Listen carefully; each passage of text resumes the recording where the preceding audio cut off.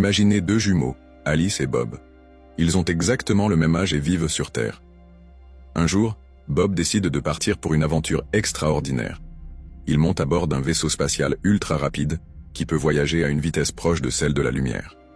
Alice, elle, reste sur Terre. Bob s'envole dans l'espace à une vitesse incroyable, disons 90% de la vitesse de la lumière. Il explore les étoiles pendant quelques années, puis fait demi-tour, et revient sur Terre. Mais lorsqu'il descend de son vaisseau, quelque chose d'étrange se produit. Alice, qui était restée sur Terre, est maintenant beaucoup plus vieille que lui. Pourquoi?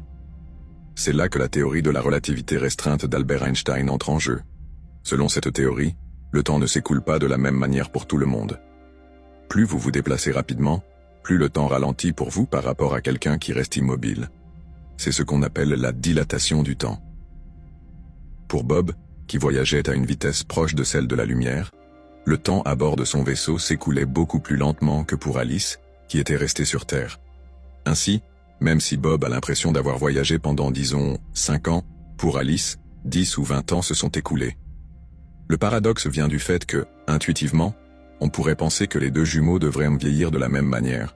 Après tout, chacun pourrait dire que c'est l'autre qui bouge. Mais ce n'est pas le cas, car Bob a changé de direction.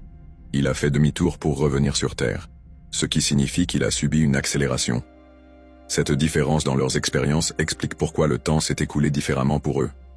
Le paradoxe des jumeaux n'est pas vraiment un paradoxe, mais une conséquence étrange et fascinante de la relativité. Il nous montre que le temps n'est pas absolu. Il dépend de la vitesse à laquelle on se déplace et des forces que l'on subit. En d'autres termes, le temps est relatif.